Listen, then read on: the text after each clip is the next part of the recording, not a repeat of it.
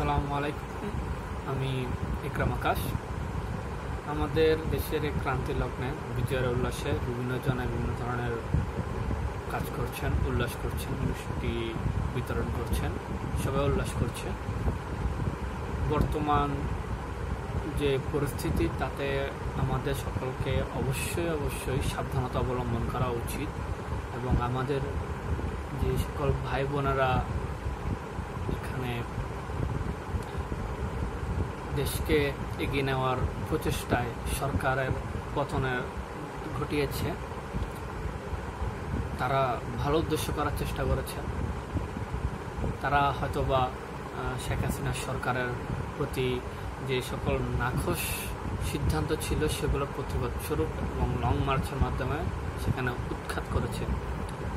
তাদের দিক থেকে সেটা অবশ্যই সঠিক এবং সমর্থন সবার দিক থেকে এসেছে, সাধারণ মানুষ থেকে শুরু করে সকলেই মোটামুটি সাহায্য সহযোগিতা করেছে। কিছু কিছু ব্যতিক্রম আছে এই জায়গাতে। তো এখন বিষয়টা হচ্ছে যে অন্তর্বর্তীকালীন যে সরকার নিয়ে গঠন করা হবে এবং এখানে আপনার সেনাবাহিনী ক্ষমতা দখল করেছে এবং এই ক্ষমতাটাকে অন্তর্বর্তীকালীন সরকারের আওতায় দেওয়া হবে।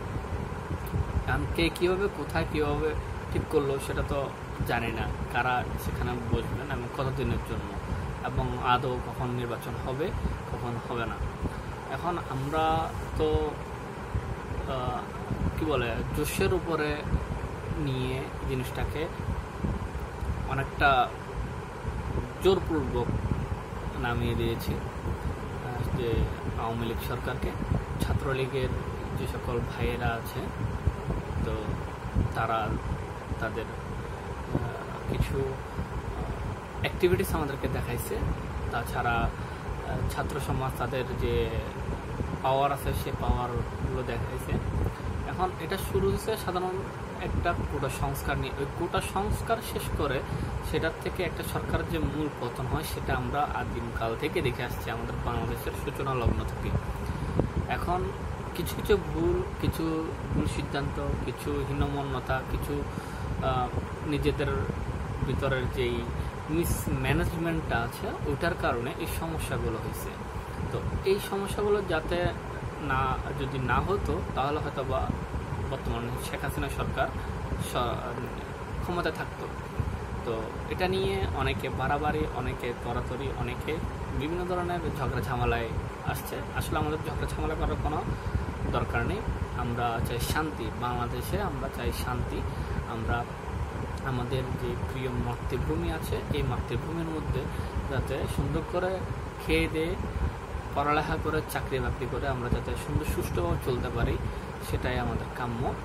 ছাত্র সমাজ সকলেই পড়ালেখা নিয়ে ব্যস্ত, চাকরির জন্য, চাকরির বাজারে আসার যে একটা প্রসেসিংটা ছিল 56% কোটা, সেই কোটা বিলুপ্ত করে এখন বর্তমানে 3% হয়েছে। তো এই 3%-এর মধ্যে বাকি যেগুলো আছে সেগুলোর মধ্যে মেধা কোটার মধ্যে সবাই আসবে। তো সুতরাং একজন প্রতিদ্বন্দ্বী হয়ে গেছে। তো এখন আমাদের সকলের উচিত পড়ালেখা করা এবং পড়ালেখা করে নিজের যোগ্যতার ভিত্তিতে আমরা যাতে সরকারি চাকরি পাই এবং আমাদের কেউ যাতে শোষণ নিপীড়ন করতে না পারে সেদিকে সহজে দৃষ্টি রাখতে হবে। আর এই ছাত্র আন্দোলনটাকে নিয়ে অনেক ধরনের বিভ্রান্তিমূলক তথ্য উদ্ঘাটন করছেন এবং ফেসবুক, ইউটিউব, বিভিন্ন ধরনের সোশ্যাল হ্যান্ডেলের মধ্যে এই সকল সমস্যাগুলো দেখা যাচ্ছে, গুজব রটাচ্ছে বিভিন্ন জনে বিভিন্ন ধরনের কথা বলে। আপনারা সেখানে উস্কানিমূলক কোনো কথাবার্তা বলবেন না এবং যেখান থেকে আছেন সেভাবে সঠিকভাবে থাকুন, পড়ালেখা করুন। এবং এখানের মধ্যে আমাদের মধ্যে কিছু ভিন্নমন্য লোক আছে যারা আমাদের যে ছাত্র সমাজকে মানে যে সৎপথটা আছে সেই সৎপথটা থেকে আপনার দূরে সরে যেতে চাচ্ছে। তো আমাদের দেশ পুনর্জাগরণ করার জন্য অনেক পথ পাড়ি দিতে হবে। এত সহজে কিন্তু এই দেশটা কিন্তু পুনর্গঠন হবে না। হ্যাঁ, শেখ হাসিনা সরকারের পতন যেটা হয়েছে সেটা ঘটেছে ধীরে ধীরে, অল্প কয়েকদিন হয়নি, তাদের বিভিন্ন কার্যক্রমের কারণে এবং কিছু মানুষের অসৎ উদ্দেশ্যের কারণে এবং যে ছাত্ররা এই ঘটনা ঘটেছে, এটা এখন উদ্দেশ্য প্রণোদিতভাবে রাজনৈতিক একটা আন্দোলনের সৃষ্টি করার চেষ্টা করা হচ্ছে। তো যেখানে আমাদের ছাত্র সমাজকে ছোট করে এবং অন্যরা সেখানে সুযোগটা গ্রহণ করার জন্য বসে আছে। তো আমাদের ছাত্র সমাজকে সবসময় সজাগ দৃষ্টি রাখতে হবে এই দিকে যে যাতে ক্ষমতাটা কখনো খারাপ হাতে না যায় এবং আমরা দ্বিতীয়বার যাতে আবার আন্দোলন করতে না হয়, আমাদের কোনো ভাই বোনের রক্ত যাতে রাস্তায় না গড়ায়। 1952 সালে ছাত্র আন্দোলন, 62 শিক্ষা আন্দোলন, 66 6 দফা কিংবা 69 গণ অভ্যুত্থান, 71 মুক্তিযুদ্ধ, 90 স্বৈরাচার শাসন আর বর্তমানে কোটা আন্দোলন, সবগুলো জায়গাতে আমাদের রক্তপাত হয়েছে। কার হয়েছে? আমাদের শিক্ষার্থী, আমাদের ছাত্রছাত্রী ভাই বোনদের, আমাদের দাদা চাচাদের হয়েছে। তো এগুলোর মধ্যে যাতে আমাদের কোনো সমস্যা না হয় এবং আমরা যাতে এমন কোনো দলকে ক্ষমতা না বসায় যারা শুধু শোষণ করে, শাসন করে, শোষক গোষ্ঠী হিসেবে থাকে। আপনারা সবাই মোটামুটি আমরা সরকারকে শোষক গোষ্ঠী হিসেবে আমরা চিহ্নিত করেছি। তো শোষক গোষ্ঠীর যাতে আরেকটা এসে এখানের মধ্যে ক্ষমতা লুটপাট করতে না পারে সেদিকে সজাগ দৃষ্টি রাখতে হবে। আমাদেরকে আমাদের যেই নাগরিক দায়িত্বটা আছে ওই নাগরিক দায়িত্বটা যাতে আমরা সঠিকভাবে পালন করতে পারি এবং গণতান্ত্রিক যে অধিকারটা আমাদের ছিল, আছে এবং থাকবে সেটা যাতে পুনর্বহাল হয় এবং আমরা যাতে সবসময় ওই দিকটাতে নিজেদেরকে নিয়োজিত রাখতে পারি সেটাই করতে হবে।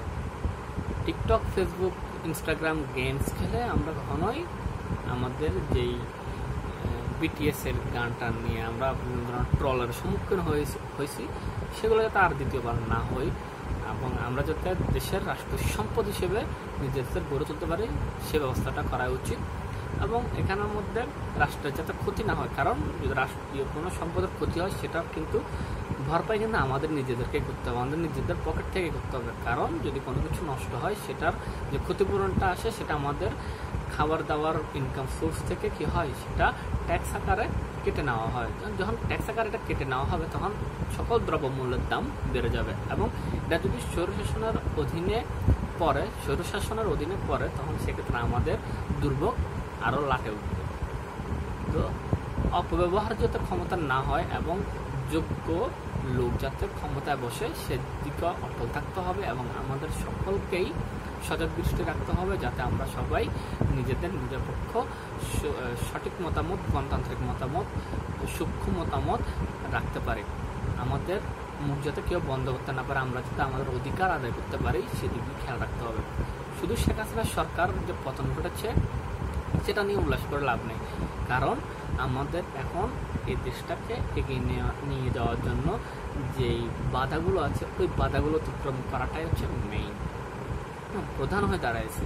তো এখন ওই প্রধান যে দায়িত্বগুলো আছে প্রধান দায়িত্বগুলো যাতে ঠিকঠাক মতো ম্যানেজমেন্ট যাতে না হয় সেদিক দিকে আমাদেরকে অবশ্যই তীক্ষ্ণ দৃষ্টি রাখতে হবে, ইগলের চোখ রাখতে হবে। যদি ইগলের চোখ দিয়ে আমরা এগুলো না তাকাই দেখা যাবে ছট করে কেউ এই জিনিসটাকে লোপাট করে নিয়ে গিয়েছে।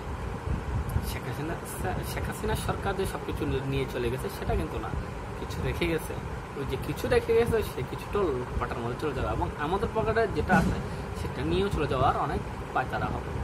তো আবেগের বশবর্তী হয়ে নয়, বিবেক দিয়ে বুঝে আমাদেরকে সবসময় এগিয়ে যেতে হবে এবং আমাদের যেই মস্তিষ্ক আছে মস্তিষ্কের নিউরনের মধ্যে যে সকল বুদ্ধিমত্তাগুলো টিকে আছে সেগুলোর প্রত্যয় যাতে এগুলো যাতে কাজে আসে সেদিকটাই খেয়াল রাখতে হবে। আমাদের ছাত্র সমাজ যে কখনো ভেঙে পড়ে না, আমরা যে শক্তিশালী, আমরা ঐক্যবদ্ধ সেটা যাতে আমরা সকলকে দেখাতে পারি সেটাই হচ্ছে এম্পায়ারমেন্ট। এখন দেশে বিদেশে পুরো ভৌগোলিক দিক থেকে বলেন পুরো ওয়ার্ল্ডে আমরা এখন মোটামুটি আমাদের সম্পর্কে সবাই জানে, প্যালেস্টাইন সম্পর্কে সবাই জানে, যেহেতু আমাদের সম্পর্কে জানে, আমাদের এটা বিভিন্ন জায়গাতে টেলিভাইজড হয়েছে।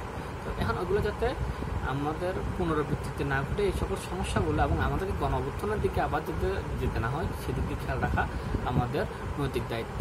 এবং আমরা যে যাদেরকে আসি আমাদের আমাদের ভাই বোন, আমাদের সংখ্যালঘু যারা আছেন, হিন্দু, খ্রিস্টান, বুদ্ধ, হ্যাঁ, ওদের যে উপাসনালয়গুলো আছে সেগুলো যাতে আমরা সঠিকভাবে তদারক করি, সেগুলো যাতে কোনো ভাঙচুর না হয় এবং সেখানে যাতে কোনো হিন্দু, বৌদ্ধ, খ্রিস্টান ওদের বাড়িঘর পোড়া না যায় সেদিকে খেয়াল রাখতে হবে। কারণ নাশকতার দিক থেকে যদি কোনো কিছু হয় তাহলে সেখানে যে দায়ভারটা আসবে সেটা ছাত্র সমাজের উপর পড়বে। এই ছাত্র সমাজের উপর যদি কোনো একটা দাগ পড়ে তাহলে এটা আমাদের পুরো জাতির উপর পড়বে। আমাদের পুরো জাতির উপর যাতে এই সমস্যাটা না পড়ে, এই কালো দাগটা যাতে না পড়ে, গণহত্যা যাতে না হয়, একটা গুলিও যাতে কারো শরীরে না লাগে, সেই জন্য আমাদের সকলকে একতাবদ্ধ হয়ে থাকা উচিত এবং ঐক্যবদ্ধভাবে কাজ করা উচিত। যদি আমরা একতাবদ্ধ না হয়ে বিচ্ছিন্ন হয়ে পড়ি তাহলে সেক্ষেত্রে দেশের পুনর্গঠন, যে পুনঃসংস্কারের দাবি নিয়ে সকলে মাঠে নেমেছে, রাস্তায় নেমেছে, আন্দোলন করছে। বিভিন্ন ভাই বোনেরা, মুগ্ধ সহ আরও অনেক যারা প্রাণ গিয়েছে এবং যারা আহত হয়ে আছে, হাসপাতাল বেডে ভর্তি হয়ে আছে, সেদিক দিয়ে তাদের যে কষ্টটা সেগুলো হয়তো বৃথা যাবে। তাদের যে আত্মত্যাগ, ওই আত্মত্যাগ যাতে বৃথা না যায় সেদিকে খেয়াল রাখতে হবে। এর জন্য আমাদের সকলকে সবসময় একতাবদ্ধ হয়ে থেকে সকল প্রতিকূল পরিস্থিতি যাতে আমরা পার দিতে পারি একসাথে, সেদিকে খেয়াল রাখতে হবে। আমাদের সবাই যাতে আমরা সুসম্পর্ক বজায় রাখি, আমরা যেখান থেকে আছি সেখান থেকে যাতে একে অপরের সাহায্য করি, সেদিক দিয়ে খেয়াল রাখতে হবে। কারণ একটা দেশে স্বাধীন করা যতটুকু সহজ সেটা রক্ষা করা অনেক কঠিন। সেটা আমরা ছোটোবেলায় বিভিন্ন ধরনের প্রবাদ বাক্য বলেন, ভাব সম্প্রসারণ বলেন, বিভিন্নভাবে আমরা শুনেছি। তো স্বাধীনতা রক্ষা করার চেয়ে স্বাধীন করার চেয়ে স্বাধীনতা রক্ষা করাটা কি কঠিন। তো যেহেতু কঠিন, সে কঠিন জিনিসটাকে যাতে আমরা সহজ করতে পারি, সেজন্য আমাদের সকলকে একতাবদ্ধ হয়ে সুষ্ঠুভাবে যাতে আমরা পরিবেশ, সমাজ পরিচালনা করতে পারি, সে সকল পদক্ষেপগুলো নিয়ে আলোচনা করে একত্রে যাতে আমরা মিলেমিশে থাকতে পারি। আমরা সবাই কী করতে হবে? শপথ গ্রহণ করতে হবে এবং কি বলতে হবে? আমার সোনার বাংলা, আমি তোমায় ভালোবাসি।